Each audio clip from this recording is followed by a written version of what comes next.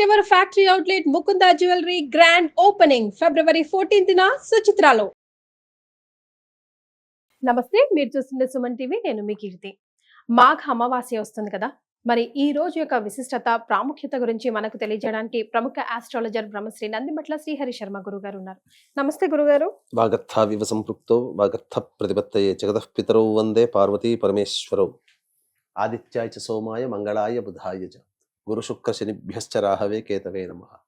శృంగేరి జగద్గురు పీఠాధిపతులకి, కంచి పీఠాధిపతులకి నమస్కారంలో తెలియజేసుకుంటూ కార్యక్రమాన్ని ప్రారంభిద్దాం. గురుగారు, నిజానికి మీ పుణ్యమా అని ఈ మాఘమాసం అంతా దైవ కార్యక్రమంలో ఆధ్యాత్మిక చింతనతోనే గడిచిపోయింది. ముఖ్యంగా మాకైతే అసలు మాఘమాసం విశిష్టత గురించి మీ ద్వారానే 100కి 100% తెలుసుకొని ఈ రోజుల్ని సద్వినియోగం చేసుకొని జీవితంలో అంతో ఎంతో పుణ్యం సంపాదించుకున్నామా అనిపిస్తుంది. ఇక చివరిగా మాఘ అమావాస్య వచ్చేస్తుంది కదా, మరి ఈ రోజు అసలు ఏం చేయాలి, ఈ రోజుని ఎలా స్వస్తి పలకాలి ఆధ్యాత్మికంగా తెలియజేస్తారా? తప్పకుండా. ఇప్పటి వరకు మనం అనేక విషయాలు మాఘమాసం గురించి తెలుసుకున్నామంటే అది మన గొప్పతనం కాదు, ఆ పరమేశ్వరుని యొక్క సంకల్పము. పరమేశ్వరుడే ఆ వాక్కు రూపంలో మన ద్వారా ప్రపంచానికి తెలియచేయడం అనేటువంటిది జరిగిందమ్మా. కాబట్టి ఇందులో మనం నిమిత్త మాత్రమే, ఒక సమిధులుగానే మనం భావించుకోవాలి. ముఖ్యంగా ఇక మాఘమాసం అమావాస్య అనేటువంటిది ఉన్నది.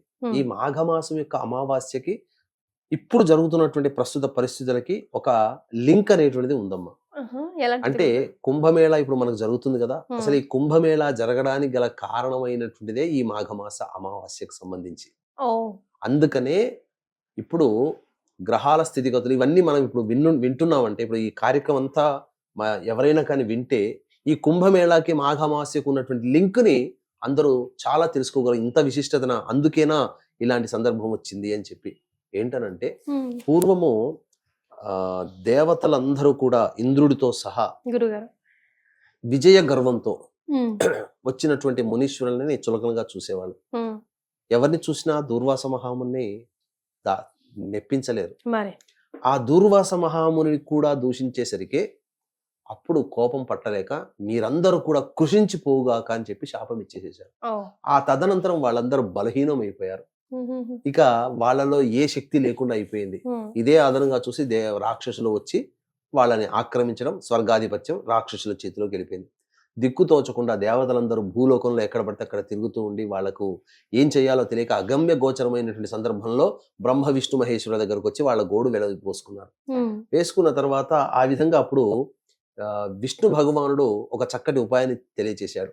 క్షీరసాగర మథనం అంటూ చేయండి, అమృతం ఉద్భవిస్తుంది, అమృత పానం చేసే పంచే బాధ్యత నాది అని చెప్పి దేవదానులందరినీ కూర్చోబెట్టి చక్కగా అందరినీ ఒప్పించి వాళ్ళందరి చేత ఈ యొక్క క్షీరసాగర మథనం అనేకమైనటువంటి వస్తువులు బయటపడ్డాయి. అందులో అమృతం ఆఖరణ బయటపడింది.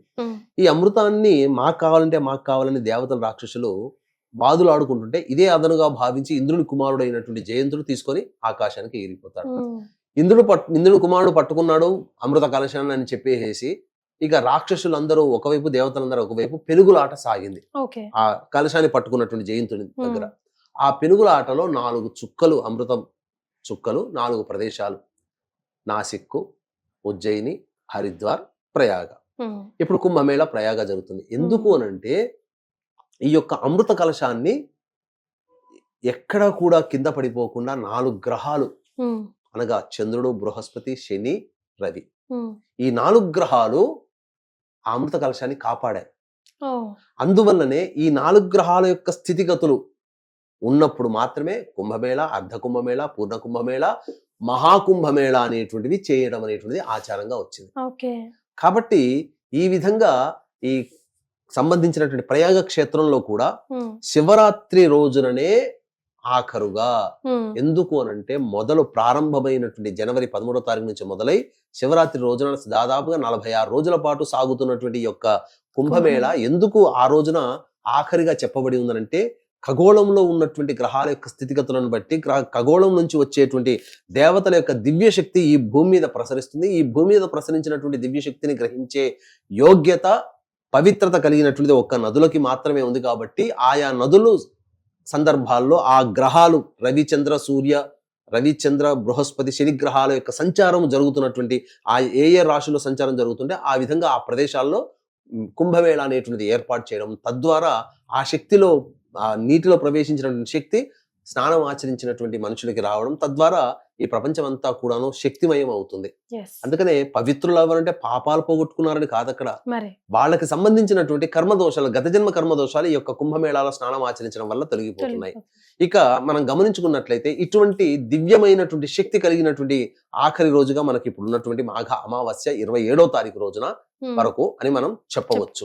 కాబట్టి అటువంటి అమావాస్య రోజున ప్రధానంగా చేయాల్సిందల్లా శివరాత్రి ఏ విధంగానైతే మనం చేస్తున్నామో ఆ విధంగా కూడా మనం ఆ రోజున నియమాల్ని పాటించాలి. అమావాస్య కాబట్టి ఉపవాసం ఉండాలి, బ్రహ్మచర్యం ఉండాలి, దాంపత్యం పనికిరాదు, మాద్యపానము, మాంసాహారము, ధూమపానము, అటువంటి వ్యసనాలకన్నీ కూడాను శివరాత్రి రోజున ఏ విధంగా ఉంటామో శివరాత్రి వెళ్ళిన 27వ తారీఖు రోజున కూడా ఉంటాము. అయితే అమావాస్య 28వ తారీఖు వరకు ఉంది కదా అని చెప్పి చాలా మంది ఉంటుంటారు. అమావాస్యకి ప్రమాణం ఏంటంటే మధ్యాహ్నం అపరాహ్నం వరకు కూడా అమావాస్య ఉంటేనే అది పూర్ణంగా అమావాస్యంగా చెప్పబడి ఉంది.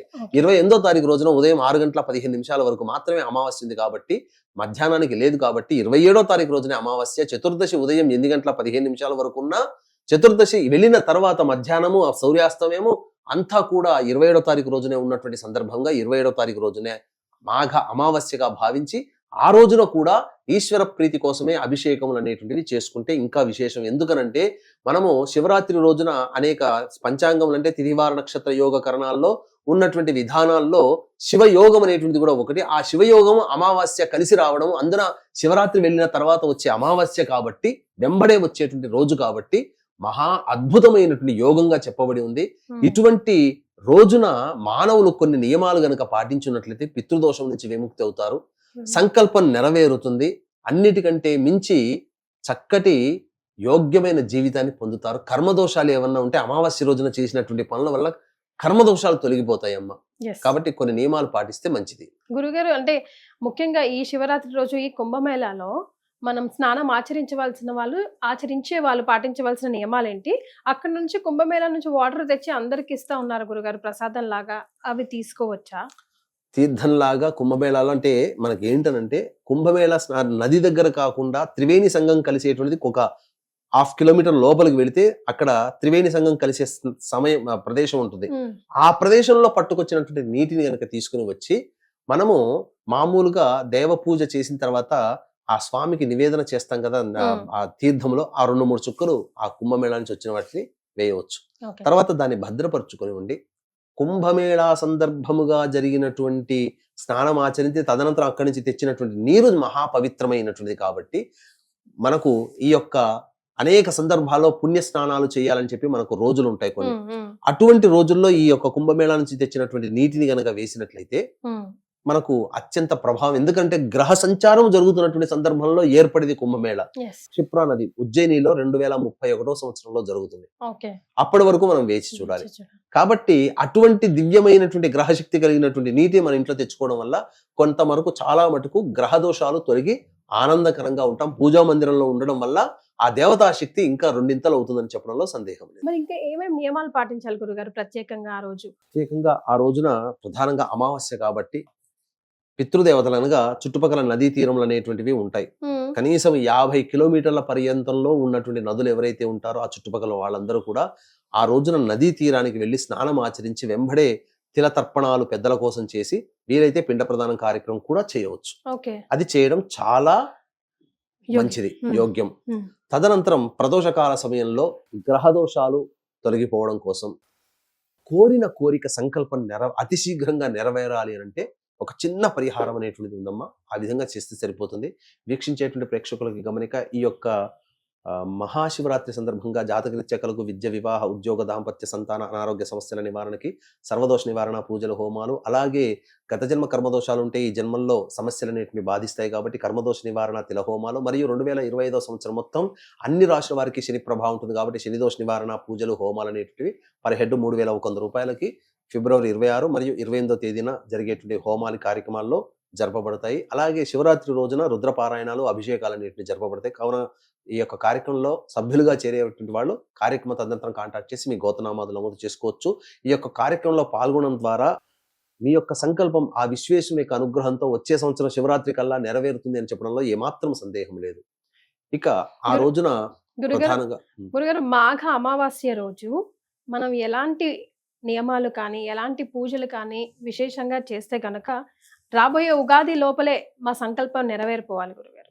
ఎందుకు అని అంటేనమ్మా, ప్రధానంగా మాఘ అమావాస్య రోజున శివయోగం అనేటువంటిది రాత్రి 11:57 వరకు ఉంది. కాబట్టి శివయోగం ఉన్నటువంటి సందర్భంగా మనము ఆ శివయోగం ఉన్నప్పుడు తర్పణాది కార్యక్రమాలు, స్నానం ఆచరించి, నది లేని వాళ్ళు ఉంటారు, నదుల నుంచి తెచ్చుకున్నటువంటి నీటిని చుక్కలుగా వేసి స్నానం ఆచరించిన చాలమ్మ. ఆ విధంగా ఇంట్లోనైనా తర్పణాది కార్యక్రమాలు చేయవచ్చు. ఇక తదనంతరం సాయంకాలం ప్రదోష కాల సమయం, సూర్యాస్తమయం కంటే ముందే వెళ్ళి రావి చెట్టు చుట్టూ శివాయ నమః అంటూ 27 ప్రదక్షిణలు చేసి, ఆ రావి చెట్టు దగ్గర మీరు అంటే ఎవరైనా కానీ ఆవు నేతితో దీపారాధన చేసి 5 రకాల స్వీట్లు నైవేద్యంగా పెట్టి వచ్చినట్లయితే, వెనక్కి తిరిగి చూడకుండా ఇంటికి వచ్చినట్లయితే సంకల్పం అతి శీఘ్రంగా నెరవేరుతుంది. అంతేకాకుండా శని దోషం తొలగిపోవాలంటే రావి చెట్టు దగ్గర సూర్యాస్తమయం కంటే ముందే తిలలు ఒక రాశిగా పోసి, ఆ తిలల్లో నువ్వుల నూనెతో 8 ఒత్తులతో నువ్వుల నూనెతో దీపారాధన, నల్ల బట్టను కత్తిరించి ఒత్తిగా చేస్తే సరిపోతుంది. 8 ఒత్తులు దీపారాధన చేసి వెనక్కి తిరిగి ప్రదక్షిణ చేసి వెనక్కి తిరిగి చూడకుండా ఇంటికి వస్తే కూడా శని దోషాలన్నీ కూడా శాంతిస్తాయి. నల్ల నువ్వులమ్మ రాశిలాగా ఒక రాశిలాగా ఒక 1/4 కిలోనో తీసుకుని వచ్చి, లేదా 100 గ్రాములు పెట్టి దాని మీద దీపారాధన చేసి 8 ఒత్తులతో దీపారాధన. ఇక రాగి చెంబులో నీటితో ఆ యొక్క రావి చెట్టు మొదట్లో వేసి వచ్చి, ఆ రావి చెట్టు దగ్గర సంకల్పం చేసుకుని, మూలతో బ్రహ్మరూపాయ, మధ్యతో విష్ణవే నమః, అగ్రతో శివరూపాయ అని చెప్పి నమస్కారం చేసుకుని ఇంటికి తిరిగి వస్తే ఖచ్చితంగా మీరన్నట్టు ఉగాది లోపల వాళ్ళ సంకల్పం కదులుతుంది, నెరవేరుతుంది. సో గురుగారు చెప్పింది విన్నారు కదా, చాలా చిన్నది, ఎవరైనా చేసుకోవచ్చు, చిన్న పిల్లల నుంచి పెద్దవాళ్ళ వరకు. డెఫినెట్గా ఈ రోజుని సద్వినియోగం చేసుకొని మనం అందరం ఉద్ధరించబడాలని మనస్ఫూర్తిగా కోరుకుంటుంది సుమన్ టీవీ. చాలా సంతోషం గురుగారు, ధన్యవాదాలు. సర్వం శ్రీ ఉమామహేశ్వర పరబ్రహ్మార్పణమస్తు.